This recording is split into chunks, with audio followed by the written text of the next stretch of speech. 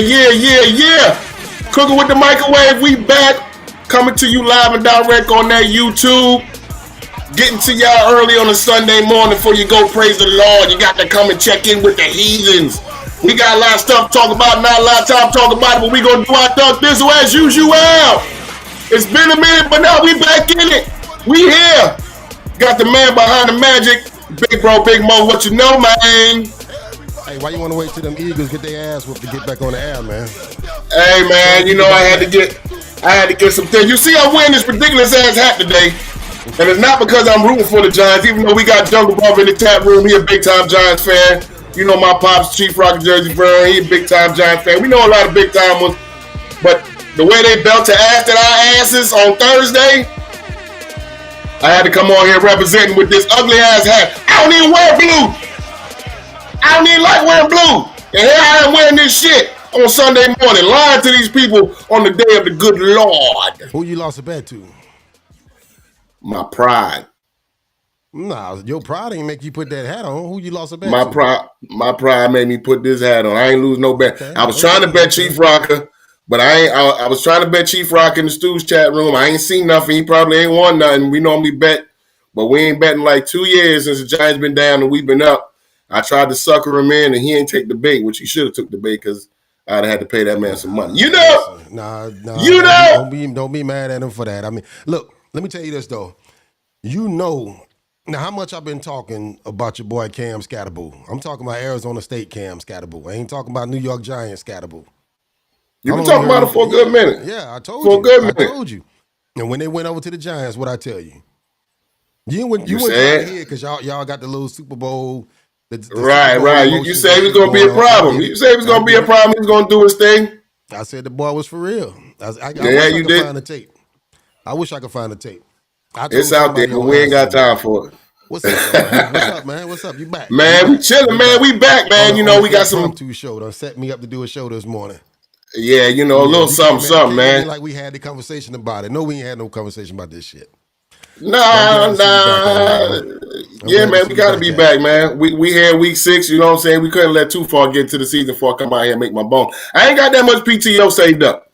You know what I'm saying? So I gotta come out here and come out here and make the donuts. You know what I'm saying? So we here though, man. We're good to be back. You know what I'm saying? Good to have you back. You know what I'm saying? You a new man. You dig? Yeah, and we there, man. You want to let the folks know? Or we good? Or we keeping it moving, man? What we doing? Let them know. Listen. It is what it is, man. It is what it is. Yes, sir. The boy went overseas and did it, man. So yeah, man. He's a married man again. So shout out to my married wife, man again. Shouts out to wife, man. She put the together missus. A beautiful ceremony, a beautiful trip, man. A beautiful week, man. We had a blast, man. That's what's up. I love it. That's what's up. You got to come back to me getting on your motherfucking nerves on Sunday mornings. It's all good though. What's going on with my little podcast though? Oh man, listen. Thursday we got it. Thursday at 7:00. I don't want to lie to you. Before the show over with, I give you some more info on it. Thursday 7:00, right. Man. We doing it, man. We're gonna crank it out. We're gonna switch it up this time though. We was keeping it central to music, but listen, you know, with this podcast shit, we can do what we want to do. So I think I'm gonna switch it up and talk about some other stuff. So yeah, I have some info for you by the end of the show. My little podcast on YouTube. We be back at it, man. Shout out your chat room, man. Vince Wright, Joe, hey, man. Brother. I see you, Gov, sports governor of Minnesota, out there doing his Thug Thizzle, Jungle Brother. You know what I'm saying? Represent that Zulu Nation podcasting and all that good stuff. The Jungle Brother 30-minute show. Man, we here. Everybody else gonna be trickulating through the trickulations, and we appreciate the appreciations. Y'all joining in with the joins, and we ain't have enough time to do a whole lot of promotion.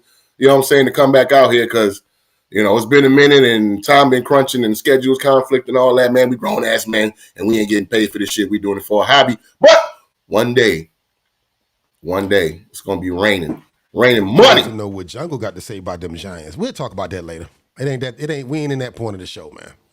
Nah, we got a London game going on right now, though. What's the score? We got a game that's right now. The Broncos up 10-6 with 11 minutes to go in the first half. Looks like the Broncos got the ball and they trying to march down in there. The Jets came out and scored first, and then Broncos turned the ball over. No, yeah, the Jets scored first because the Broncos turned the ball over, but they went 3 and out, had to settle for a field goal. So they settled for 2 field goals. And it's the Jets. You heard Tyreek Hill. Woo! The Jets. Listen, the same old Jets, man. Across the pond. I disagree with Vince, man. Listen, I think the Jets, and I was just telling JB this morning, man. Me and JB was talking about it. The Jets are better than what their record says. I think so. And I think as the season progresses, you will see that. I think they're better than that. Yeah, they're not a traditional 0-5 team. I would agree with that. One of the best 0-5 teams I've ever seen, man. I mean, I think if you do the math, hell, you might not. It may be 10 points between all of them games that kept them from winning, except for the one. All those games they was in, except for the game against Buffalo. Yeah, I think. But the rest of them games, they was right in there. They used to losing, so they got to get rid of that coach. They got a new coach. You got Aaron Glenn over there, so you got to get all of that other stuff out. Remember the Lions. When Dan Quinn took over, talked about biting kneecaps, all that good stuff, then they lost damn near every game. And then towards the end of the year, they started catching on. Then they beat the Packers at the end of the season, kept them out the playoffs, got Aaron Rodgers up out of Green Bay. And before you know it, sky was the limit. They go into championship games, and now they, in the playoffs years in a row. Right now, they're looking like the best team in the league, thanks to the goddamn Eagles. But we'll get on. We'll get on them at another time, man. I think what you're gonna see. Shout out to Jungle Brother, man. He said, "What's up?" I think what you're gonna see. The Jets gonna be one of them teams that knocks somebody out of the playoff hunt. Somebody I can see that mix, trying to get in the playoffs, and the Jets gonna come through and ain't got a chance in hell of getting in the playoffs and gonna ruin somebody's Christmas. So, yeah, they definitely because you know how to lead like the schedule late in the year too. They'll put a team that's looking for a playoff spot and roll them up against somebody where they just think they're supposed to roll out of bed and just lay over, and that don't really be happening. You know what I'm saying? Yeah. And shout out to my boy. Damn, why I can't remember the coach name. Come on, man, help me out. Aaron Glenn, yeah, AG. Dude, that right there. I love to see a coach like that, man. I love to get hyped like your players, man. You know what I'm saying? You're a former player. I know it, but I'm just saying. I love to see it. But you would see them coaches that come in as former players, and they got that professionalism about them, but they just them grumpy ass coaches on the sideline. Dude be getting hyped, man. It's like a young Mike Tomlin watching him, man. Right, so, and the players they got nothing to do but respect that too. Shouts out to Poetic Sins. Shouts out to my main man Key C. Joining in the chat room. Appreciate y'all, man. Yeah, man. That's what it is, man. All right, you ready to dive into this shit, man? Where we going first? Where you want to start? Let's do it. Marky Mark. Yeah, we gotta go with Marky Mark, man. Right, the Funky Bunch. Your boy, now this came out through the woodworks last week, right? Like Saturday, you see Mark Sanchez was stabbed in Indianapolis and he was taken to a hospital. The first thing you think is, all right, we're gonna send prayers out for Mark Sanchez, all that good stuff. Pardon me. Less than 24 hours later, we find out Mark Sanchez is still in the hospital, but he arrested. Now y'all look at this footage over here, and then Mo didn't even tell me that he found this footage. The dude looked like he is fucked up. Yeah, dude. So at the end of the day, bleed out. For real. So at the end of the day, what ends up happening is the guy is like a 69-year-old man. First and foremost, Mark Sanchez is 38. Dude 69, so he got him by a good 30 years. And dude is one of those people who go out there and they collect the old oil out of restaurants and all that stuff. So he was going to get the grease out of one of these hotels in Indianapolis, and then out comes Mark Sanchez and just jumped on the dude. And the dude was like, "Hey man, I don't know what was wrong with him, but the look in his eyes, I fear for my life." And you already know what that means. Somebody feared for their life was happening. So he's saying Mark Sanchez ran up on him, roughing him up. He pulled the pepper spray out, sprayed him. Dude wiped it off. Right back at him, right back on him, whooping on this old dude, man. You know what I'm saying? So old dude said he had to put out his little Pokemon, and he poked him on like a couple times to get him up off him. Then when he got up off him, he poked him on again. Crazy work, man. What the fuck was wrong with him, though? I mean, I hadn't seen nothing come out and say exactly why he. I don't know. Maybe he was drunk, but he was out there just roaming the streets, though. That's what I'm saying. That's a hell of a drunk. You just out there in a random location, and then you got you see this old man pull up, and then you just, I don't know. Did he remind you of somebody? I mean, I don't know, but he got him good though, man. Like if you can't, anybody watching probably can't see it good on their phone, but this dude got like a big ass. I mean, you can see it. Yeah, you see that like blood stain. Supposed to be walking. Nah, he not supposed to be walking. He might have been on some dust, man. Yeah, he might have been on some dust, man. Because then think about it. How in the entire fuck do you fall on the ground and fumble the football just by running into a lineman's ass and get sprayed with pepper spray and you still beat the dude up? Yeah, he on something. He's on something. He was on something. And then to get up and walk away. Life, bro. I hope he gets me up for that.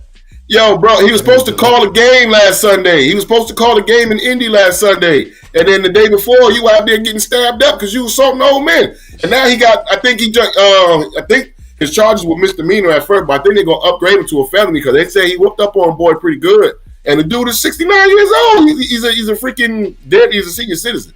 Let me ask you know what I'm saying? And let me ask you this. So do you think he just got a whole different life that we don't know nothing about? He out there dusting or whatever he doing, or somebody got him. Somebody did something to him. Somebody put something in, and I don't know. Somebody hit him with the roofie. That ain't gonna make you do that though. That ain't gonna make you do that. It's something that's gonna make you do something. I would tend to lean more towards this. He got a separate life that we don't know about. You know what I'm saying? We don't know what goes through this dude's mind, being a high draft pick and going to AFC Championships game well and young, and then all of a sudden you become the laughing stock. Yeah, but now you the laughing stock. You know, I should have been the contender. You know what I'm saying? And he feeling a certain type of ways. He might get behind them closed doors and man get the dusting up. Now we gonna find something out. I don't know about the time they gave him did they give him a drunk in public or a public intoxication? But they didn't say what he was intoxicated on. So that's definitely gonna come out. That's assault though. I mean, he attacked the old buddy though. I mean, yeah. I don't know the official charges. I ain't got no notes on none of that. But it's a bad look for Mark Sanchez. Shout out to old buddy who, shanked the shit out of him. Shanked him. Yeah, that was weird to see that though. That's the last thing I expected to see when I pulled my feed up. But go get some help, Mark. Go get some help. You done lost your job. We can't get you back on the air talking about shit no more because old people and getting stabbed up. So beating up old people getting stabbed up, man, and he lucky he ain't get shot. He lucky he ain't get shot because you think you an older dude, and whether you're an older dude or younger dude, the dude is a former professional athlete. So regardless of what we say about him, the average person, I mean, what Mark Sanchez is about 6'4", 6'3", 200 something. The average person, he's gonna pose a threat to him, especially if you see him running up on you all aggressively and you ain't doing nothing to him. Oh man, what the hell? Hey yo, back up, bro. Back up. Hey. And he made out of it better off than if he would have got shot. And now he's just going back to being a laughing stock again. You know what I'm saying? You could have been dead. And he said again. And now we laughing at you again. You know what I'm saying? Stock before. No, but I know people that do that job though. I know people that go by and pick up the grease and shit. And they all be heavy. You know what I'm saying? They all carrying. I mean, because you don't never know what kind of situation you're gonna run up into. That knife could have easily been a pistol. Right. We'd be having a whole different conversation about Mark Sanchez. Right.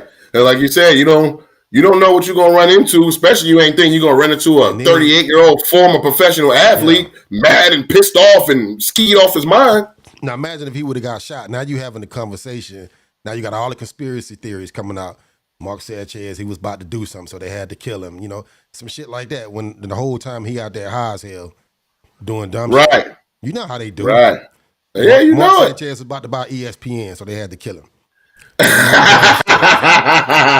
He's about to become the lead analyst on. He's about to become the lead analyst on Fox. So Brady was like, "Nah, send somebody over there go handle that guy."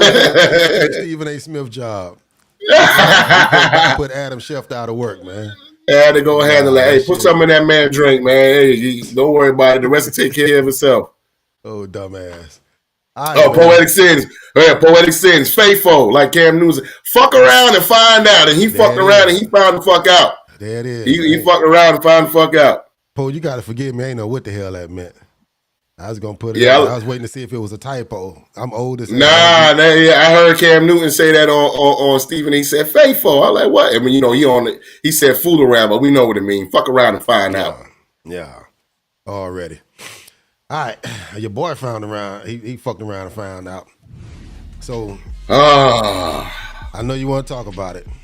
I started to put it up there first. Now, we know I like to make fun of this guy for his initial meeting with his players when he who was it? One of them receivers he went to when he met show that. When he first got the head coaching job in Arizona, and he was like, met one, oh, you're fast, man. I want to say it was Christian Kirk or whatever. So, Jonathan Gannon, after Amari DiMercato had just about clear walkaway touchdown running into the end zone. He dropped the ball before he got into the end zone, and Jonathan Gannon lost his shit and actually put his hands on him like twice. You know what I'm saying? In that type of situation, as an athlete, when an athlete cares and they're not just somebody who just aloof, like, nobody's going to be hard on him and he's going to be on himself. You know what I'm saying? And as a head coach, for you to go over there and then you see your big-ass offensive lineman trying to, lift him up, and you go over there and you lay hands on him, Jonathan Gannon, he was fined $100,000 for this, and he apologized and all that, but still in all, he should have got his ass whooped. He's lucky he did not get his ass whooped because there's somebody who you're going to need eventually. Your starting running back is out for the year. The backup is on IR. I think he might be done for the year too. And you're not the best head coach in the world. So what's going to happen if you make a mistake in coaching and one of your players go over there and get up in your face and put hands on you? Then it's going to be all these players are unhinged and they can't be doing these things like that. You're like, yo, so you can't. He should have got his ass whooped. He should have got his ass whooped. Fish. I'm not disagreeing with you, but let me say this. Everybody on that sideline probably wanted to do what Jonathan Gannon did. They probably wanted to beat his dude. You could have won that game. Like, I know this. We talking about a game that happened almost a week ago, but dude, you the backup to the backup, right? You got your turn. You got this your moment. You got the ball. You got what was it? A 72-yard play. 72 yards. You in the end zone. Can close this game out, and you drop the football. Had him on one of my fantasy leagues too. He fucked me over. He probably got his ass whooped in that locker room after the game. He probably would have got his ass whooped before this happened. I'm not saying Jonathan Gannon should have done this shit. Yeah. No, don't put your fucking hands on me. Don't do that. But at the end of the day, I understand. I mean, to a certain degree, I understand too. We know there was Bob Knights back in the day and stuff like that. You got coaches, you got Andy Reid who might, bump Travis Kelce in the chest and shit like one of them dudes from the Midnight at Roxbury and all that. But at the same time, the first one wasn't as bad because it was like a hit to the shoulder pass to the little chest plate or whatever, and then walked away and hit the man again. It's like, dog, like, hold up, man. See, I can't really see what's happening right here. Like, I'm looking and I'm like, okay, he hit him. I saw him go like that. He hit him. Yeah. And then you go walk away and slap the nigga again. Like, and if it wasn't for the fact that dude was clearly probably crying, he probably would have did something. And then that offensive lineman would have had to grab him. I just blew the game for my team. You know what I'm saying? And this might be one of the things that get me out of the league. Like you said, I'm the backup to the backup. So I don't got but so many opportunities to make well or find myself on a team or find myself a contract that might be able to take care of my family and change the outcome, even though I'm not a star, because you're only one hit away. You know what I'm saying? Maybe two hits away depending on your position. I can't remember what the score was at that time, but what I do know is he would have got that touchdown. They was up. They would have been up too. Put the game away. Yeah. Yeah, they would have put the game away. You don't turn that ball loose till the ref come and get it from you. Don't turn that ball loose, bro. Right. You go and hand the ball to the ref. Or throw the shit into the. Yeah.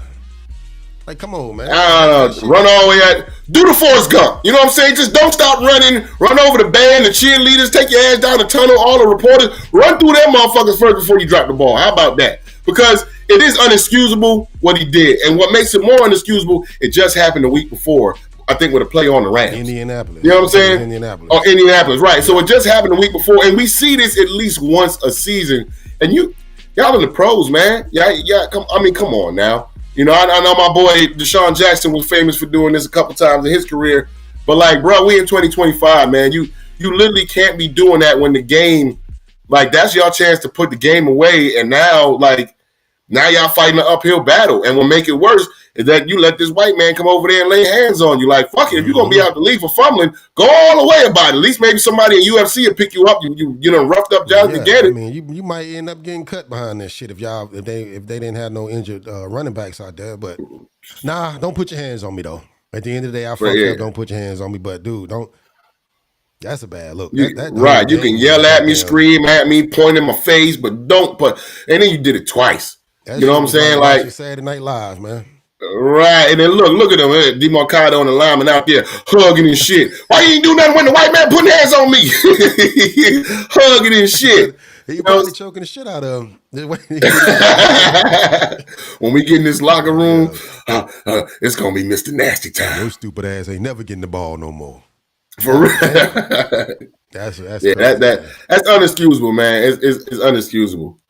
All right, we flying through these, man. We flying through them. Your boy, Joe Flacco, he just got the start. He just got traded, and your boy Dylan Gabriel, your QB1. So now we got to talk about Shedeur. Absolutely. See? I mean, at the end of the day, Shedeur is, like we were just talking about with DeMarcado, like, you one hit away. Now Gabriel didn't look bad. I thought he looked halfway decent in that. But he looked small though. Yeah, he looked. I mean, he looked like Tua a little bit, looked like Flacco, but for the moment, he looked like an NFL quarterback. So he looked like an NFL quarterback. But I guess Shedeur is literally one hit away or a blowout away from being inserted into this lineup. So we're getting close to the seed of magic. A lot of people was predicting that Shedeur will probably end up starting, by Thanksgiving or somewhere around that.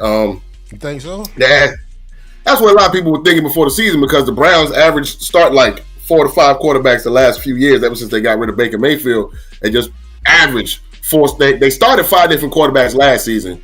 So even when Shedeur was starting out third, even when Kenny Pickett was there, a lot of people were saying he's still going to end up getting in the game. But, I mean, we knew, those who know, you knew Kenny Pickett was just trade bait after they drafted both those quarterbacks. So what I'm hearing internally is that Shedeur was the pick of the owners and Dylan Gabriel was the pick of Kevin Stefanski. So that's why, Stefanski, and then, of course, he's a third rounder. So they're going to give the third rounder a chance before they give Shedeur the chance. But, I mean, he's one hit away. I don't think they're just going to turn away from Dylan Gabriel if he goes out there and throws an interception, 3 interceptions in one game, unless it's a hell of a blowout. But they're still going to let him take his lumps because they don't want – Stefanski does not want to play Shedeur. So he's going to go out kicking and screaming, especially if his job's on the line, even though he's a 2-time coach of the year. But getting rid of Flacco, what the crazy thing about it is, why when they pull Flacco did they not already up Shedeur to number 3? And clearly now it's because they wanted to trade him. So if you take Flacco out and put him at the number 3, then it's like, oh, well, what do y'all see that we don't see? But it was for the Bengals. I don't really know what this means. It's just another placeholder. I don't see him doing much better than Jake Browning. But, I mean, he got more experience. And if your receivers is out there getting frustrated and your team's out there getting frustrated, you got to do something, because ain't no telling what type of timeline Zach Taylor's on either, because with Joe Burrow and missing the playoffs last year and gonna miss the playoffs again this year, you remember Joe Burrow talking about, hey, the window is as long as I'm here. But your defense is still trash because you couldn't pay nobody. Trey Henderson just got a 1-year deal. At one point in time, do they start trading off pieces? You're not going to trade the wide receivers. But Trey Henderson's on a 1-year deal. You're going to have to get rid of him because you're going to lose him for nothing. You know what I'm saying? But as far as the door goes, I can't wait. All right, Dylan Gabriel, let me ask you a question. He look like an NFL quarterback, or do he look like your franchise's future? It's a difference. Right now, he looks like an NFL quarterback. And I know, however, you got more games to go. You got to see him a little bit more. But if this, because what's weird to me is, and the whole situation is weird as hell. But at some point, you got to start having the conversation. All right, what are we gonna do with Shedeur, right? And I know it may seem like, well, damn, give it a year. He just got there, right? But the way they moving around, it looked like he ain't gonna have no Cleveland Browns uniform on soon. So the teams that could use him, you look around the league, Miami, Carolina, Raiders, Pittsburgh, Cleveland, Saints, Jets. I mean, these teams that probably need quarterbacks. If now you should Dion, what are you trying to do?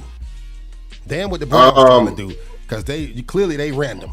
But if you should do, then I mean, whatever leverage you may have or may think you have, what you trying to do? Shador is trying to stay with the Browns. Now, Dion let the cat out of the bag. I don't know if you heard about it, but Dion let the cat out of the bag. He said that Philadelphia wanted to draft Shador, and so did Baltimore. And Shador's mindset into telling them kind of like, nah, thanks, but no thanks, was, well, why do I want to go and back up Lamar Jackson for the next 10 years? Yeah, I heard about Or why do I want to go back up Jalen Hurts for the next 8 years? He right. However, what you're looking at, he is right. However, Lamar Jackson hurt right now. You know what I'm saying? So I feel what you're saying. At time though, it's like, I mean, you know, you got to base. But you're not gonna decision based on what's going on right now.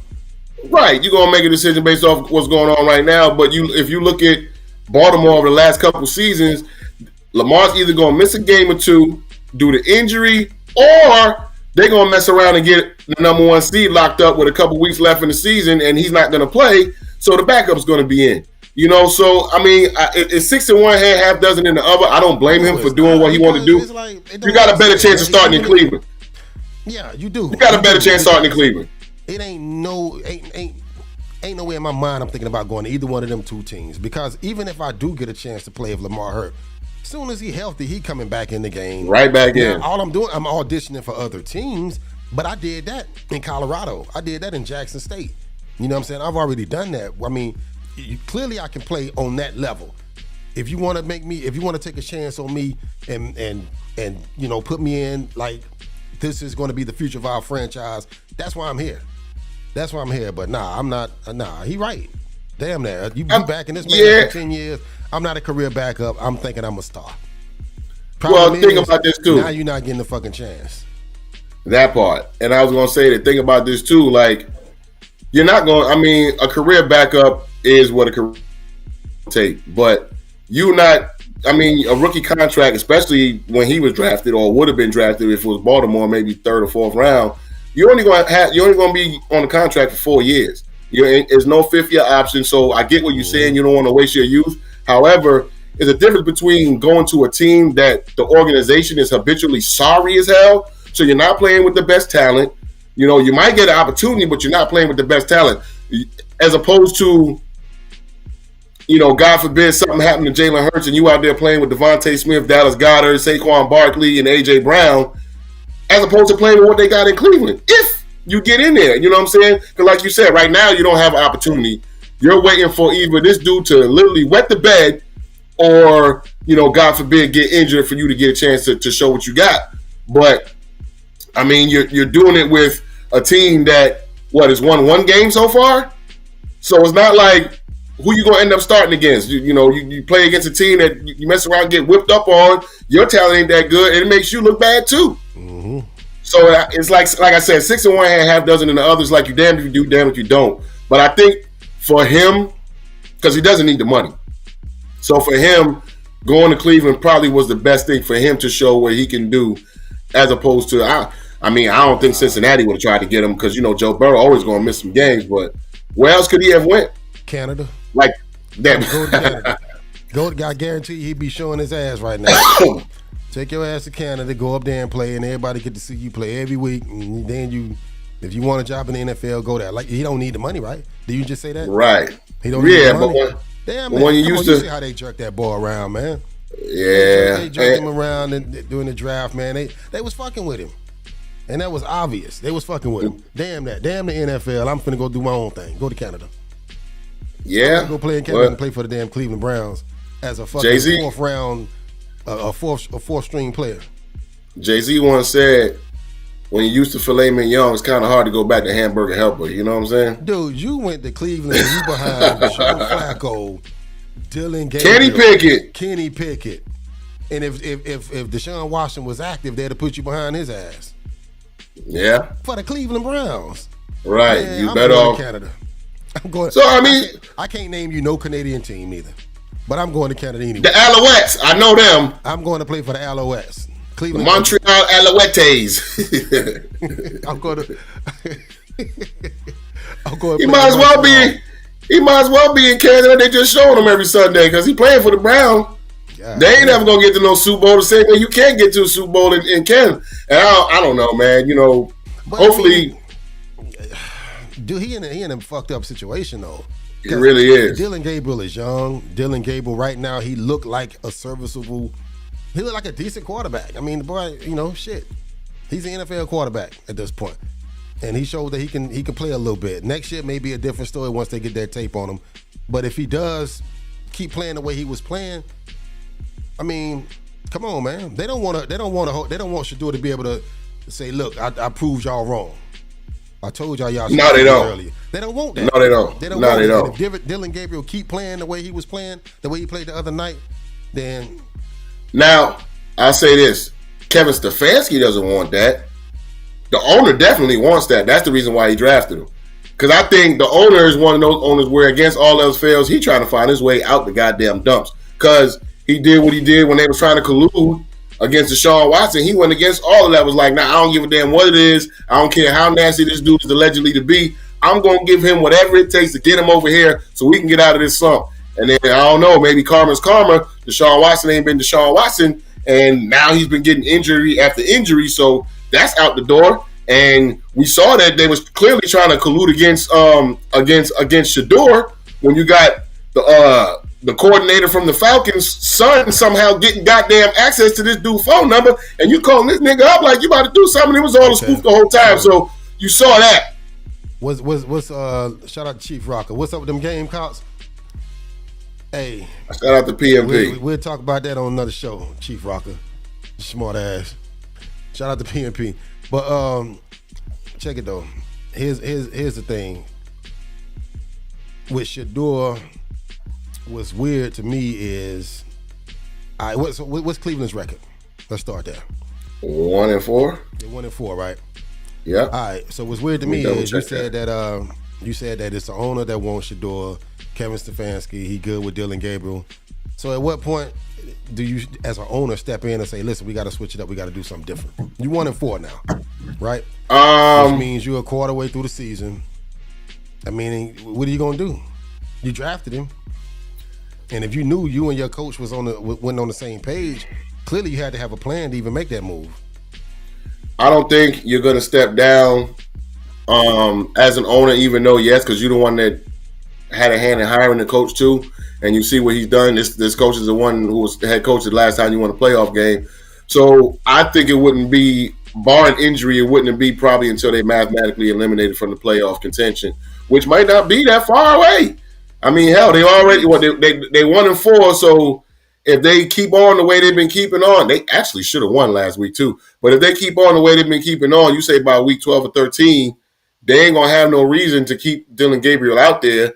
Not at Stefanski, that becomes his decision. Like, okay, if you think this is going to be your guy of the future, you want to keep running him out there for the rest of the season when y'all ain't got nothing to do, even though, yes, you want him to get his lumps, but he tear ACL, then he's going to be going all the next year too for you. You know what I'm saying? Popping Achilles, same situation. If you're one of those season-long injuries that happens at the end of the year, then it's going to be contentious. So whenever playoff contention is whenever it's mathematically they can't get into the playoffs anymore, then I think the owner would step down and say, play Shador, if that wasn't what Stefanski was going to do anyway. Yeah. What's that score on that game? I know I'm switching gears. What's the score? They're on commercial break right now. I'll tell you in a second. Denver. Somebody got that score, throw it in the chat room for me. Actually, I got my app open. I can tell you right now. It's 10-6 still. 2 minutes left. Jets got the ball. All right. Lord. The boy Gunner at the game. Oh, boy. The what? Gunner.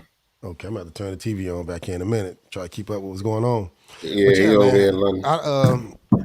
Hopefully that boy, he'll get a shot, and by next year we'll go through all season looking forward to knowing that Shador gonna be starting somewhere.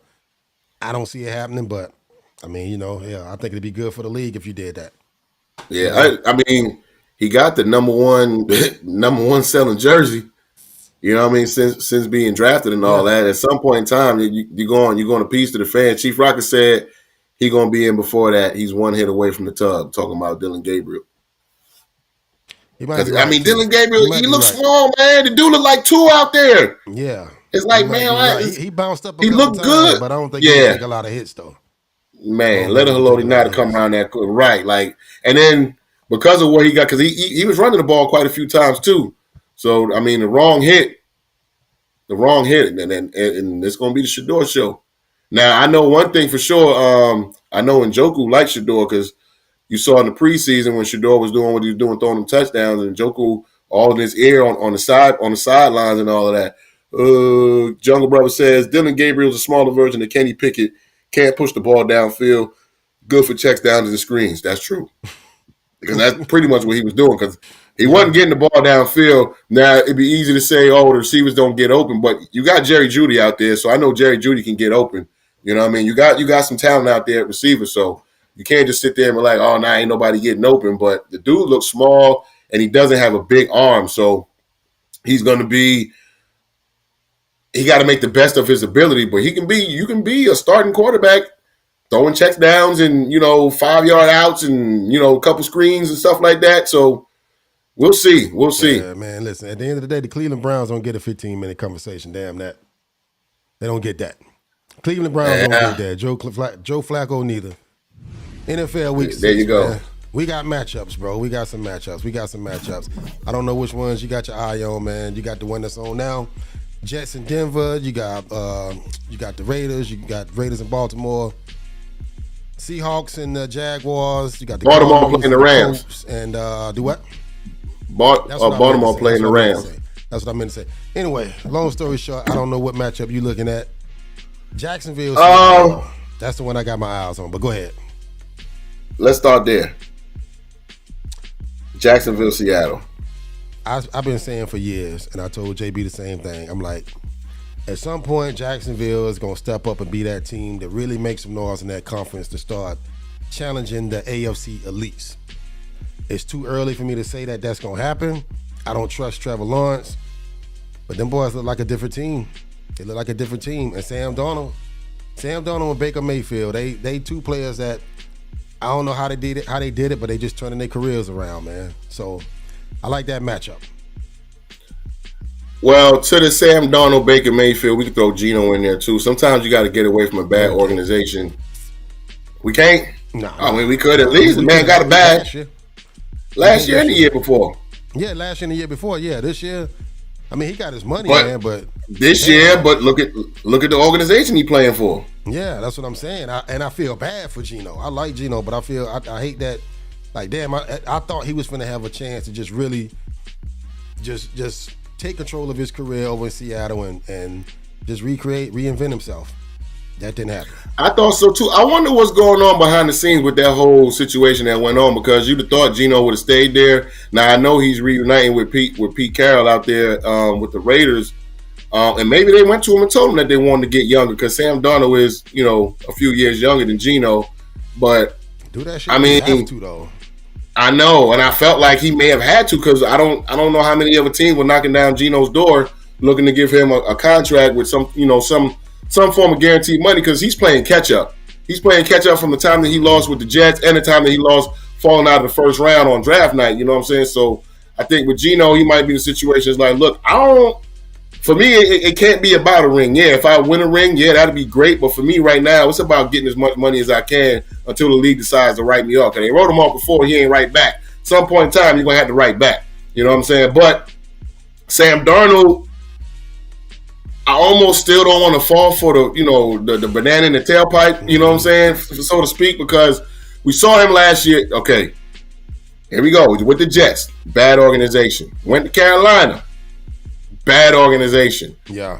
Then he goes to Minnesota, who got, the best receiver in all of football, and Jordan Addison ain't no slouch, and they got talent, and they got a great defense, and he completely balled out last season until it came down to crunch time, because it was a whole lot of one-score games. It was a whole lot of situations where it's like, yeah, what's going to happen when Sam Darnold has to go and win the game for you? A couple times he looked okay, a couple times he didn't, but then he crumbled at the end of the season. Then he looked even worse in the playoffs.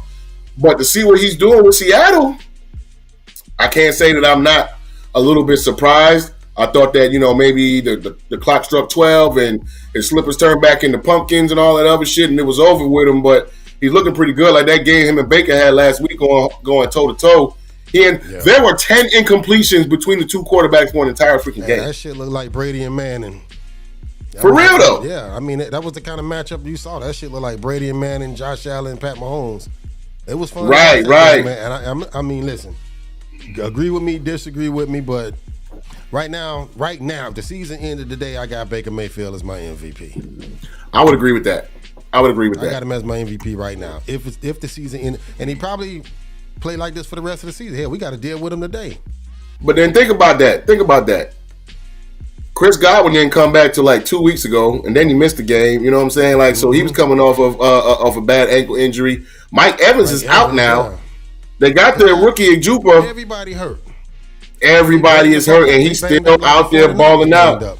But he I think with Baker, what it was is once he stopped smelling himself, then his play could be more of the forefront because of the Heisman and his personality and the commercials. When you're losing games, it's a bad look. You know what I'm saying? Right now, if Baker Mayfield had a commercial, well, nobody really say nothing. He still got the Heisman commercial, but nobody ain't gonna say nothing about that. But when he was in Cleveland, then it was the Odell stuff and all that. Then once again, it might be a recurrent theme for right now. It's leaving a bad organization. Yeah. And then landing yourself somewhere where you got a Mike Evans, you got a Chris Godwin. Hell, you should be able to do something, and he has. He has been doing something, so you got to give him credit. So back to this matchup. Who you got in this game, Steve? So you say you don't believe in Trevor Lawrence. I don't trust him. You can't trust him, man. Come on, man. Like they went in spite of him. You can't trust Trevor Lawrence, man. The way he playing, I mean, it's like what you used to see from Baker Mayfield. It's that inconsistency. Like 1 minute, this dude can go on a crazy drive, first down after first down after first down, then throw a stupid ass pick. You know, I just don't trust him. He ain't show me nothing for me to trust him. But they're winning games, so apparently he's playing well enough to help the rest of his team win a game in spite of the mistakes. Or at the bare minimum, he ain't fucking it up. Yeah, stop that shit, JB. Stop that shit. Stop that shit, Jungle Brother. Dak Prescott is playing ball, but nah. Right now, Baker Mayfield the MVP. He playing okay. Stop that shit. Don't start that. I know where you finna go with it too. He not getting the same. Dak has definitely been balling. I would have Dak if the Cowboys were 4-1, I would probably have Dak up there with the MVP and all of that too. But I mean, the results are just the results are the results, and you see with Baker Mayfield doing more with less, and his team is winning. Mm-hmm. And tell you the truth, at the end of a game, with it ain't too many quarterbacks in the league right now. I say maybe 5 of them max at the end of a game with your chance for your team to win or lose. What quarterback you taking over him? Can't be more than 5 of them. Right now, to be honest with you, bro, in the NFL right now, you got Baker Mayfield, Dak Prescott, and then the rest of the quarterbacks that's playing great ball, they young. It's the young quarterbacks that's showing up. You know, right? Even damn Daniel Jones out there playing ball. The young quarterbacks is looking better. Once again.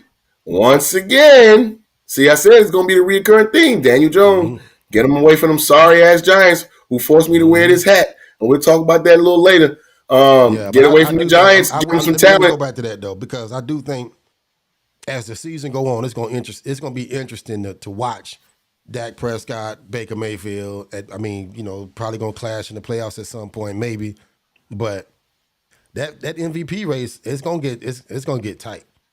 It's gonna get tight because Dallas gonna win some games. They playing better. They gonna win more games and shit. It could get interesting. So, I mean, them right now they're MVP candidates right now. It's definitely, and then Josh Allen, of course, too. Yeah, I'm so sick of hearing this. I just don't like Josh Allen, man. Don't make me have that conversation. I mean, I just don't like. We can say what we want. The boy cold. You ain't gotta like him. You ain't gotta like him. I don't. The boy cold. He said, "No, I don't." I don't like Trevor Lawrence. I didn't like Tom Brady. Well, I don't blame you for Trevor Lawrence. I mean, Trevor Lawrence is with Josh Allen was doing the same things that Trevor Lawrence was doing with a little bit more wow factor when we talking about with turnovers. But now he's doing the same things wow-wise, but he's turning the ball over like significantly less than he used to. And I wasn't the biggest Josh Allen fan, but I mean, the more I watch him, the more then when it comes to him and Lamar, it's like, yo, he's like, come on, Lamar. And it don't be Lamar's fault, but it's just like when you watch, you're like, God damn, this white boy is cold. This white boy is really cold. You know what I'm saying? You gotta win. Got to give him credit where credit is due. No, I'm not giving him credit till he show his ass in the playoffs. Get to the playoffs, win them big games, go deep in the playoffs, get you a fucking Super Bowl. At this point, I don't want to talk about Josh Allen until you get a damn Super Bowl. Everybody keep talking about he's great. He's one of the best players and one of the best quarterbacks in the league, arguably the second behind Pat Mahomes. Hey, man, listen, go get it done. Since you've been in the league, you're not seeing how many quarterbacks get Super Bowls. But you that one. You the one, right? Jalen Hurts done got his. Mahomes done got his. I mean, shit. Stafford. You know what I'm saying? Stafford. Go get yours. Go get yours, and then now we can get back and having that. It's gonna be just like it was with Peyton Manning. We tired of hearing that shit. Then Peyton Manning went and got it, right? Yeah. Yeah, you're right. Fuck him. Fuck Josh Allen. Can I say that on your show? Of course. We let we take the gloves off. We let our head down. This is what we do before folks go and serve the Lord. You know what I'm saying? Get your last bit of Saturday night out. When you want to say fuck that shit. We ain't no PG-13 around here. We gonna let it all hang out. You know what I'm saying? We gotta be like Pedro Serrano, you know what I'm saying? Major League 2. You have no marbles. Rocker talking to you. That's fucked up. Where is that? That's fucked up. You can say somebody is sorry, but you got embarrassed on national TV the other night, Microwave. Go sit your stink ass down in the corner. Hey, man, it's cool, Chief. It's cool. You might as well bring it on now. All right. For those of you who don't know, we got a segment called Sister Nancy. And that's basically for the bum of the week.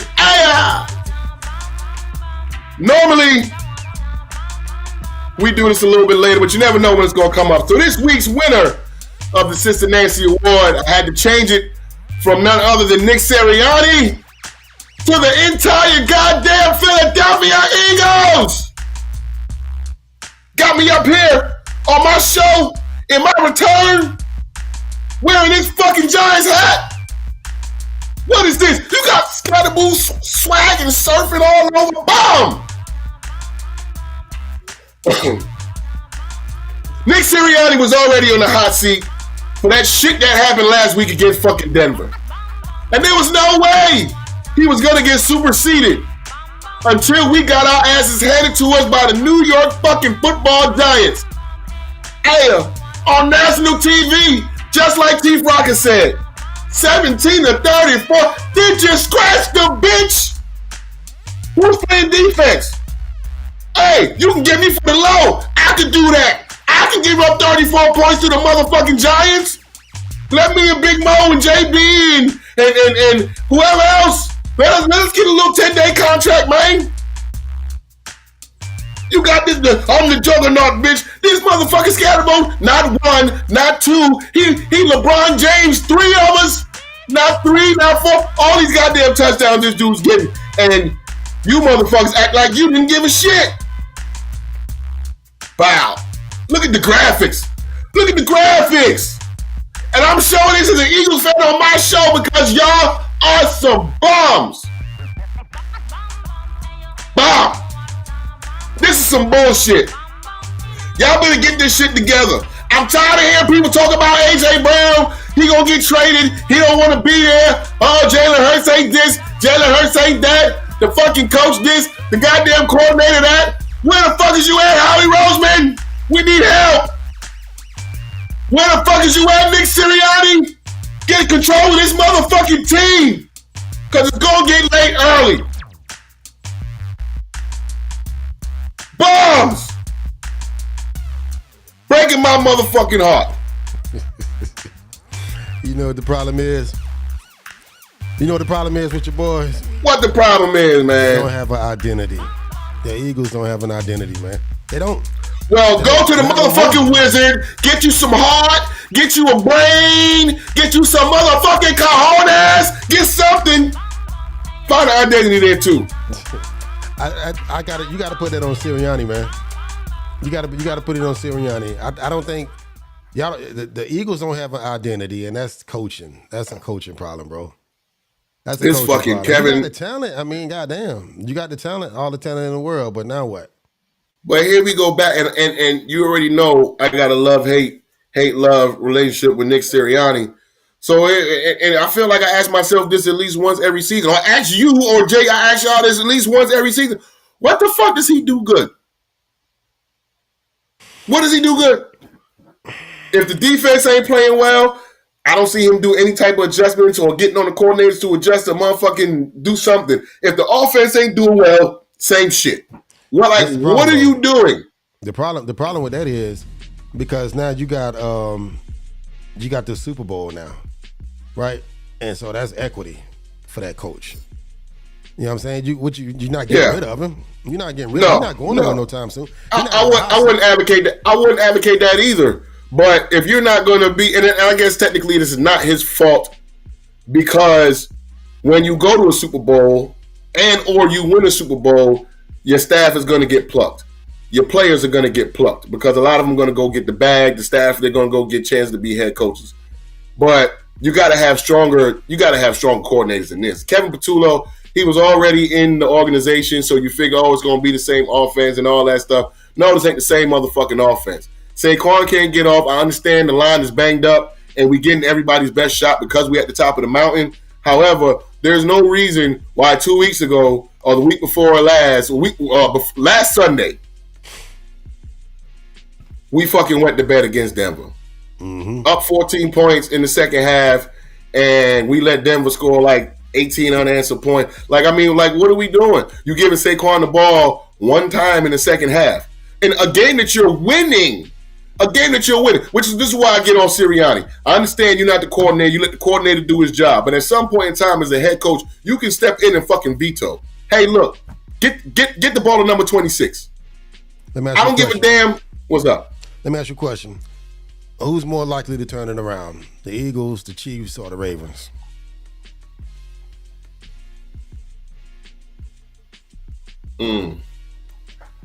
I want to say the Chiefs because they're getting Rashee Rice back after this week. This is his last game for the suspension, and Hollywood Brown wasn't 100% coming into the season, and Xavier Worthy's getting banged up and all that. But they're going to be getting more healthy as the season wanes down. And what at first looked like, the Chiefs is going to be. They're going to have tough sledding because of what the Chargers was doing. Now we saw the Chargers drop like 2 in a row.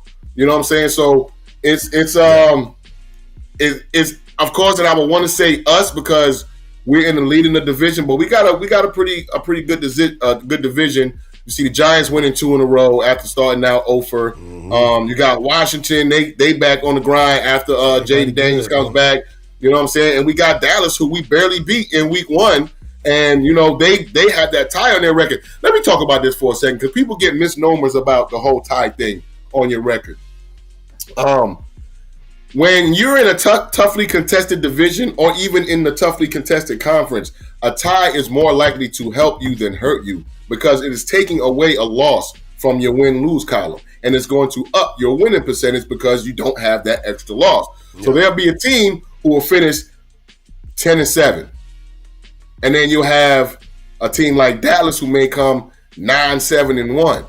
They're going to leapfrog that 10-7 team, barring they played head-to-head. If they didn't play head-to-head and it's just record for record, they're going to leapfrog that 10-7 team because they're 9-7-1 or 9-6-1. They got one less loss and their winning percentage is now higher. So a lot of people, that's a misconception about, the tie is going to end up hurting you in the end. No. The tie is actually better than the loss. You go out there, you want to win or lose a game, but if you do tie, later on down in the season, that tie actually could be your best friend, and you wouldn't even know it until it actually happens. But back to it, like, we got a tough division, you know what I'm saying? And playing like we barely beat Dallas. We got our ass kicked by the goddamn Giants. I don't know what we're going to look like against Washington, playing like we played the last 2 weeks, playing like we've been playing this whole season. The defense, we've been winning games on special teams for the most part. We had the double block field goal game. We had the block punt game. So now when it's coming down to it, the defense ain't really been doing much, especially when Jalen Carter ain't out there. I don't know what we gonna look like against Washington with Jaden Daniels and Terry McLaurin and Debo Samuel, and they got the young boy Krosky Merritt. Man, them dudes might carve us up. So I gotta go with the Chiefs. Yeah, you got to go with the Chiefs, man. You got to go with the Chiefs because one thing you know about them, you ain't going to have that bullshit in the locker room. Andy Reid is Andy Reid, and you got the best quarterback in the league, in my opinion. But my biggest concern with the Eagles, man, I mean, I don't know what the fuck going on in that locker room. Y'all might mess around. If you don't turn this shit around by the trade deadline, you might mess around and lose A.J. Brown. You know what I'm saying? That shit is not out the cards, bro. It's not out the cards. It ain't out the cards, man. But right now, ain't nobody scared of the Eagles. Ain't nobody, and y'all the champs. Ain't nobody coming in there saying, "Okay, all right, damn, we gotta." They just looking like, okay, at the end of the day, this gonna be a good win on our season. Let's go ahead and handle business. They not coherent right now. They not cohesive right now. So yeah, it looks like these teams they found a good level of tape. Like 2 years ago. When San Fran put the tape out on how you beat us. We beat y'all in the championship game. Brock Purdy got hurt. They come back the next year. Y'all stomped the fucking mud hole in our asses. And then it was like, there goes the tape. Mind you, this was a year that we would start off like 10-1, and then we lost like 6 of the last 7 going into the playoffs. Yeah. We're looking more like that team than we are the team of last year, where we were just dominating. We're not getting any explosive plays in the running game, which is Saquon. And we're not having. We don't have a single 90-yard running game. No. You know what I'm saying? No, his longest rush of the season just came against the Giants, which was 19 yards, which his previous long just came last Sunday, which was 17 yards. Well, we talking about he had like 250 something twice against the Rams last year. Mm-hmm. He was getting 200 yards a game. He broke 2,000 yards by like week 10. You might not even get a season like that from him again, man. I mean, I'm not saying. I mean, it's hard to, but I mean, don't measure it to that. But you know what he's capable of. And right now, Cam Scatterboo looked like the better running back the other night. I mean, clearly he looked like the better running back. But you gotta, as an offense, you have to figure out, like you said, you got to figure out your identity. You got to know what you do well, and you got to do it. You know what I'm saying? You can't fall victim to what the media is saying, or even what your fucking players are saying. Yeah, AJ, you ain't been getting the ball like you supposed to until we had to against the Rams. But guess what? We hadn't lost the game. And then when we do give you the ball and Devontae the ball all goddamn game long and neglect Saquon, we're up 14 points in the second half and we lose the game. Like, you see what I'm saying? Mm-hmm. Where you got to drop your nuts as a coach and as a coaching staff to say, I don't give a fuck what you like. I don't give a fuck who you like. If we're winning games, you can have your attitude, but when it's like, okay, we're gonna try to make you happy, and then in making you happy, we lose the fucking game. I hadn't heard you say Jalen Hurts' name yet. How much of this shit fall on him? Oh man, let me tell you something. Be honest, man. Be honest. I mean, because the conversation been, everybody want to argue, man. Listen, y'all keep saying Jalen Hurts ain't elite. He a Super Bowl champion. He that dude. How much of this you putting on him, if any? I'm not saying I'm putting anything. Oh no, I'm definitely putting some on his shoulders. What I saw from Jalen was I see a lot of times where he doesn't have his head in the game, man. Where you got a situational football can make or break you. And we're looking at a 2-minute situation where we don't have any timeouts. It's like 15 seconds left in the end of the first half. You want to try to get a field goal, at least give yourself a chance to get a Hail Mary. Jalen scrambles. Doesn't get the first down on the third down, so that was fourth down, and then he gets up and he's just like acting like he got a first down, or this is college, and they're going to stop the clock, or then we got timeouts, and then we won't even get a chance to snap the ball the next play. You know what I'm saying? So I'm putting a lot of it on him. And one thing I say about Jalen is I like the fact that he doesn't fall to the media as he like, hey, AJ mad, he going to be mad. I don't give a fuck. You know what I'm saying? We're going to do what we do, but I am going to put a lot of it on him. He still needs to do better in blitz pickup. Yeah. He got to do better in blitz pickup. But then I'm also seeing, okay, we got other times where he might have all day to throw the ball. They're throwing fucking like 7-man protections.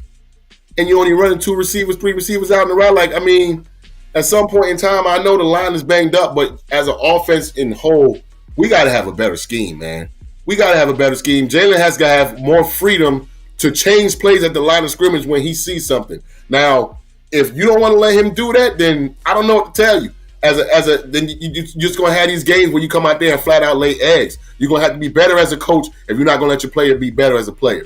Because this shit is just fucked up. Like, I can't say Jalen don't take any of the blame, but he's not having a whole bunch of turnovers and stuff. Well, he had a bad one the other day. Mm-hmm. I mean, God. But though, bro, to me, all that shit say Nick Sirianni, man. That's the coach. I'm putting everything on the fucking coach. When your locker room fucked up like that, when everybody, when motherfuckers talking shit, you don't even know how you're going to utilize the talent you got in this locker room, and that's creating a problem. That's coaching. It's definitely coaching. You can have quarterbacks out here that, like, look at some of the quarterbacks we've been talking about that you didn't even realize they had that shit in them. You get them in the right situation with the right coach, and boom. I just think Jalen Hurts will benefit from another fucking head coach. I'm sorry. He probably definitely would. And, I mean, but I know, but we know that him and Sirianni done had their little tic tacs over the past few seasons anyway. So it's not like everything is all rosy. Yeah, we got to the mountaintop. It was like kind of like how you said about Trevor Lawrence. It almost like last year we won the Super Bowl damn near in spite of Nick Sirianni. Now the players love him because he got guts and he like to go for it on fourth down and he mantra all that shit. But then there's other times that his inexperience really shows, and then you find yourself asking the question, like, what does he do well? You know what I'm saying? Like, what does he do? That shit, that's dynasty talent on that team right there. You're not getting that done with Nick Sirianni. And I know Harry Roseman got to do something for the trade deadline. It is what it is. I think it is. I know we're talking about shipping out AJ, but that's not going to benefit us. We need to bring some talent in. It's going to benefit you, but what I'm saying is, what you going to do? Something got to happen. I don't think the ownership going to let that shit keep going like that. Something got to give. Something got to give. It's either going to be you do something with these players or you do something with this coach. And traditionally, if a coach got a Super Bowl under his belt, that motherfucker got time. He got time. However, him for how long? He just won a fucking Super Bowl. So you remember Doug Peterson? He won a Super Bowl 2 years later. He was gone. Well, 2 seasons later, they fired him. Right. So, I mean, they definitely not going, and it depends on the success of the team. So, if we miss the playoffs this year, they'll give another year. You know what I'm saying? But I know what you're saying because I agree with what you're saying because typically it's not about what we want or what's right. It's about the way the league does it. Normally, the league is going to get rid of a coach before they get rid of the players. However, when that coach has a Super Bowl, the coach has gained, like you said, you gain equity. So then you'll start looking at the players, not the franchise quarterback, but then you'll start looking at some of the other star players and you'll get rid of them before you get rid of the coach. But in this situation, now, I know the Eagles ain't afraid to fire a Super Bowl winning coach because we've done it already. So they've got to do something. But I know Howie, he likes to work magic. He's got to do something on the trade deadline. And I would say instead of thinking about giving everybody what they want and AJ, you got to go. No, you bring some talent in on that fucking defensive side of the ball because with no Jalen Carter, even times when Jalen Carter's in there, he's not going to be able to win every time. And we're getting killed on that back end, man. It's like we can't get off the field on certain third downs. And then sometimes when the defense is, we haven't played a fucking complete game yet. When the offense is doing well, the defense ain't. When the defense is doing well, the offense ain't. So like last game against the Giants, we went up 3-0. Giants come back, put 13. And then we come back and then we put 14. Now we have 17-3. Yeah. And then the defense lets up, and then the offense lets up. So that game, both of y'all fucked up. The game before, offense looked good in the first half. Defense necessarily, I don't know. Defense looked good too. Second half comes. Now both of y'all look bad. Offense ain't putting up no points. Defense ain't stopping the Broncos. So this is collectively as a team, we looking bad right now. Yeah, I mean, wow. I feel for you. I feel for you as a fan of a team that's like got all the way to the fucking end of the season and go through that bullshit that we done went through. Talking for those who don't know, I'm talking about the 49ers. But at the end of the day, you get rid of Nick Sirianni, who you gonna bring in there? You know, you get rid of AJ Brown. What good is that gonna do? All I know is in the sports business, when shit like this happens, you gonna see some kind of shakeup. Somebody rolling the dice on something. Unless they just start clicking and just start fucking winning and having some kumbaya moments in them press conferences. I mean, you almost got to see them go on a 3-game win streak and see Jalen Hurts, Saquon, and AJ Brown on fucking Instagram laughing at some shit. Right. You know what I'm saying? I don't think that's gonna happen, man. So Right. anyway, You see man, what Chief said? You see what Chief said? Chief said, he talking shit. talking about me. He said he must be mad. He said nutsack without saying pause. Man, don't start that Paul shit I today, don't think man. Don't I start ain't that pause shit. like Don't start nah. that shit. Nah, hey, if it comes about, it comes about. Pause. Don't start that shit. See? But nah. We angry You gonna today, make me man. We cut the fired feed. up. So we angry today. We fired up, man. So we moving along without that Yeah. pause today, even though it'll show its head at some point. All right. Pause. Give me some of your picks on it. There you go with that bullshit. All right, pick some of these games, man. Who you got, man? I'm gonna shout out the matchup. You tell me who you got. Rams. All right, Ravens. let's go. Rams.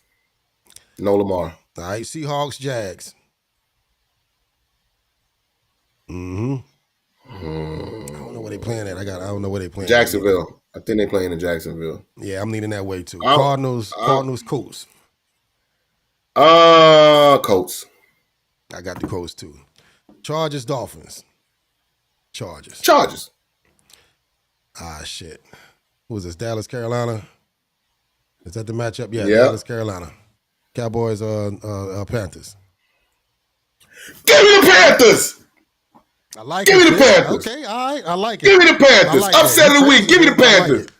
I like it. Give me the Panthers, man. They'll cut I like us that. down I here, like, the Panthers yeah, beat them man. boys. It'll be Hell a yeah. goddamn Give me riot the in Panthers. streets down here. It's at home, too. Yeah, give me the Panthers, man. Cleveland and Steelers. Cleveland Steelers. Who you got? Steelers. I'm taking Cleveland, man. I'm Taking Cleveland? Yep, I'm taking Cleveland. Just because I was talking shit about them earlier. New Give them England, the New bar. Orleans. New England. Yeah, I got the Pats in the blowout. Tennessee, Raiders. Oh. Come on, Cam Ward, Gino, what you want to do? Man, I'm going with the young boy. you going with the young boy? They did get a win last week, too, off of I'm going with the young boy. I'm going with the young boy. Come on, Fish. Give me Gino. You going with the vet? All right. Yeah, Okay. give me Gino. I ain't even gonna pick this one because if I pick, I got money on this game. I ain't gonna pick The game of the week. That's the game of the week. We got to talk about that one last. That's the game of the week. 49ers, Tampa Bay. 49ers, Tampa Bay. In Tampa Bay? Yeah, I think we in Tampa Bay too. Let me go to my fantasy. Is Ricky Pearsall playing today? Let me get my shit. Pull it up. I can tell you Pull right it up. now. I don't know if he's playing or not. Yeah, I'm pulling it up right I always now. look at that shit right before the game. Ricky Pearsall. That's your determining It's factor? out. Ricky Pearsall is out. Yeah, everybody fucking out on them goddamn. And wait a minute, what's the name is playing today, right? Mac Jones starting, ain't he? Yeah, Mac Jones starting, yeah. Ooh, give me San Fran. You got San Fran? Okay. All right. I like it. I like the pick. For Give me obvious San reasons. Fran. Cincinnati, Green Bay. Green Bay. Detroit, Kansas City. Ooh! Now we got that's a tough one, man. Mm-hmm. That is a really, really, really, really tough. Well, I'm gonna do PNP a favor because they call me mush. They like to feel like I'm a little mush. So I'm gonna roll with Detroit because she probably not gonna want me to pick her Kansas City Chiefs. Because it'll go bad for them if I do. Because I really want to pick Kansas City, but I mean Detroit. After that week 1 loss, they're looking like a well-oiled machine, man. You know what I'm saying? And the week 1 loss was a division game as well, too. So you kind of can understand why it went the way that it went. But Detroit looking real good, man. Yeah. And Kansas City, I would big them up a little bit more. But then now we looking at Baltimore, and we like, how good was that win? I'm going with Kansas City. They playing in Kansas City. I'm going with Kansas City, and I got $20 on it. If you want to do something. Oh, that's the game. You got $20. I got 20. I take 20 on Detroit. All right. I take a dub for the love on Detroit. All right. Buffalo, Atlanta. Ah, shit, Buffalo. Chicago, Washington. This is the rematch, Craig. Remember this game from last year with the Hail Mary? Mm-hmm. Yeah. Where's this game at? This game they are playing in Washington. In Washington. Yep. So this is Caleb Williams coming back home. I like this game too, bro. I really do too. I really do too. I really do too. Now the Washington is giving them 4.5 points. I really want to go with the Bears, man. But it sounds foolish. It sounds very foolish to go with the Bears. So I give Washington their credit. I'll go with Washington. Yeah, I got to go with Pop's team too. All right. That's the games. That's the lineup, man. Hey, real quick though, before we go back to San Fran, Tampa Bay, Jungle. He right. Eric Bieniemy, Byron Leftwich. I mean, what you think about them in Philly? I would like Leftwich. Yeah. I don't got a problem with Bieniemy. I actually like Eric Bieniemy too. You actually, and it might be too late because we might already missed that when we hired Sirianni. I would like Deuce Staley. I like Deuce. He'd be coming back home. You know what I'm saying? He done paid his dues in the coaching ranks. As far as the coordinator go, running back coach, position coach, and all that stuff. So I would like to see Deuce Staley. See what you're looking for, and I understand. You know, you want a leader of men, but you also want somebody who's going to come with a strong coaching staff with him. You know what I'm saying? Like Eric Bieniemy. I like Eric Bieniemy. I don't really care about some players don't like him because of his coaching style, but that's the kind of coaching style I like. I don't want nobody that's going to coddle to the players. You know, you do what you do and you go for what you go. Leftwich for sure because he's a quarterback and I like his acumen. I think he would fit well with Jalen Hurts. But if I had to have my pick, I got to be a homer, and I want to have Deuce Staley. Yeah. I feel you on that, man. Or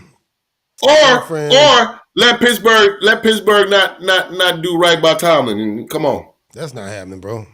That's not happening. I mean, that's not happening. I don't know how the fuck he do it every year. He's a great coach, no doubt.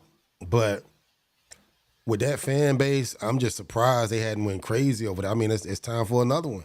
And it's been a long time since you saw a Pittsburgh team that you felt like this could be a team that take them all the way. You know? Right. I mean, at some point, does just getting to the playoffs, is that enough? I mean, me personally, dude, I'm riding with Tomlin till Tomlin don't want to coach no more. That's just me. Right. I'm riding with Tomlin until he don't want to coach another game. Right. Now, there's one thing that we know. You know how this business go. Yeah, but it's one thing that we know. Franchise quarterbacks don't grow on trees. You know what I'm saying? You lucky trying to find, like we talking about Dylan Gabriel, is he a starter or, you know, like, is he serviceable? So when where everything went wrong for Pittsburgh, and I'm not mad at them for it because it just shows stability in the organization, they are willing to be loyal before they're willing to say winning is everything. You know what I'm saying? Yeah. So they were loyal to Ben a little bit too long. And then they ended up missing out on some quarterbacks because of that. And they've been paying the price ever since. And when you look at somebody like Mike Tomlin and you see what he does with he does more with less. You know what I'm saying? And he making chicken salad out of chicken shit. You know, and then you give him Aaron Rodgers, and at first it's like, oh, I don't know, it don't look too good. But then at the same time, now they're going in there and they're winning some games. So you really look at Mike Tomlin, he's like, hey, man, you give this dude a young quarterback who was actually good. Not no freaking, what's the boy, Mason Rudolph and Devlin Duck Hodges and shit like that, then he going to be able to get the job done because one thing he's not going to do is go out there and get embarrassed. You know what I'm saying? I would have loved to see Shador go over there, man. Like, damn. Right. That's what pissed me off. I mean, and I don't know whose decision it was when Pittsburgh had their pick not to go with Shador, but damn.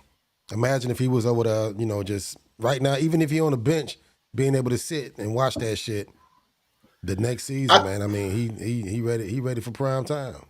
I think Pittsburgh would have been the best spot, considering the fact that they did end up with Aaron Rodgers, and then we know that Shador has a relationship with Brady, and we know that Brady and Rodgers have a relationship too. I think that probably would have been the best situation, considering the fact that they're not going to. If he's not going to be a day one starter, yeah, you want to sit behind Aaron Rodgers. You want to learn some things, you know, learn where not to go with the football, learn how to read defenses, learn how to play some of them hurry-up games. Oh, snap. They got an extra man on the field. Let's snap the ball. You know what I'm saying? So I think that would have been the ideal spot for him. But, and you really wonder, like, why didn't they? Like, what are y'all – because next year's draft, you really ain't – I don't know how many quarterbacks you're looking at coming out of next year's draft. And you know, when we talking about the boy, the heir apparent Arch Manning, boy, he looked like some ass. You know what I'm saying? Yeah, And I mean, they what's won crazy is, yesterday, but I don't know what the fuck that was about. I mean, yeah, they won yesterday, but they ain't like they've been looking They bad better all go get. year. You better fuck with them. Boy, my boy Lenore Sellers. I don't. I don't even want to talk about my game costs. I know Chief brought that shit up. I got in my feelings about it, but our O-line is trash. Our Jungle O-line is Brother, trash. We got like Big 120 Mo. penalties last night. He Tomlin said needs a Big leader of Mo. men. That's how he does it. And damn right. Yeah, he a leader of men. I mean, he just that one. He that one. I mean, like, that's why he been there for 20, 30 fucking years. But PNP says it sounds foolish to go with the Raiders. Gino it and the do, Raiders. because it is. I know it do. Even though the man. Titans ain't, I mean, listen, give me Cam and them boys over there, man. All right, man, give me some closing thoughts, man. I gotta go get me some breakfast, man. Who is SMG Mail? That's I don't know, but shout out to him for tapping in. Yeah, for real. Shout out to SMG Mail. Who taking the Falcons over the Bills? I'm not. Who's taking it? Ain't nobody taking the Falcons over. I'm not taking And you know what's crazy? Because this is such a lopsided. This will be the game Atlanta mess around and win. Who was Atlanta playing a few weeks ago? Yeah, they was playing a few weeks ago. Somebody, and I mean, I think it's nothing but field goals in that game, but they beat the shit out of somebody on Monday Night Football, and it was. Who the fuck was that? I gotta find out because it was fucked up my pickup sheet. But my pickup sheet. That's like talking about the Jets. Them one of them teams that'll fuck up your playoff hopes at the end of the season. Yeah, and the Falcons, man, they'll find a way to burn. Thorny. That's Thorny. Oh, Thorny. Okay. Shout I know out. why the S&M. Who the fuck was that?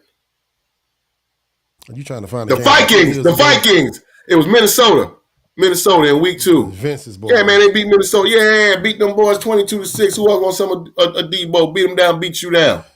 That was the Kirk Cousins Falcons, wasn't it? Yeah, right. That's why I act like that. Right. I'm gonna fire up a show in a couple of weeks about the NFL bank robbers, and he gonna be one of the damn stars. Oh yeah, and I'm down. I'm down on that show. Right, that's the show we put me on. Yeah, let's go. We can do it. We can do it. Wrap us up, Fish. Wrap us up. I'm hungry, man. I gotta get breakfast in my Hey, man. Yeah, I'm a little hungry too, man. So look, we back, man. We back in the saddle cooking with the microwave. Gonna try to get y'all every Sunday, 10 a.m. Eastern on YouTube. Tell a friend, tell a friend, tell a friend, tell a friend. We are back. We're going to be live and direct. We ain't going to take up too much of your time, but we're going to be raw like ODB every time, man. Appreciate everybody who joined in the chat room. Shout out to Thorny, Jungle, Tiffany P&P. We got the sports governor. We got my pops, #1 Chief Rocker. I think all of those people who chimed in. Thanks to everybody who going. Oh, thanks to Poetic Sins as well. Key C jumped up in here. Everybody, man. Everybody's gonna watch the show later on. We appreciate that too, man. But y'all tell a friend, tell a friend. We're gonna be having some more promo now that we got the show running back and up. We're gonna have some more promo going on sometime soon. But as always, when I pull that piece out, we got some. Go ahead. Oh, you got to shout out the Las Vegas Aces, man. South Carolina alum Asia Wilson winning that. Oh, Asia Wilson, my baby, yeah. Championship. Come on, man. Yeah, 3rd championship and her 4th MVP. Mm-hmm. And her 4th MVP. Hey, when it's all said and done, man, she gonna end up being the GOAT of women's basketball. And I mean, I don't want to put it out there now because let's let her have a little bit more. She's still young in her career. I think she's only like year 5 or 6. Mm-hmm. You know what I'm saying? So considering, shout out to Alyssa Thompson too, man. She had another number 3 on the MVPs. Huh? Number 3 on the MVP or number 3 on the championship? Championships. Yeah, number 3 on the championship. I heard for that. I was shouting out Alyssa Thompson for another triple double. But yeah, they beat Phoenix 97-86 to wrap it up. They in a sweep. So yeah, shout out to Asia, man. Hey man, shout out to Asia. Dominant for sure. Dominant, like hands down. Put your clothes out. My bad. All right, man. And as always, when I pull that piece out, niggas be like, peace out.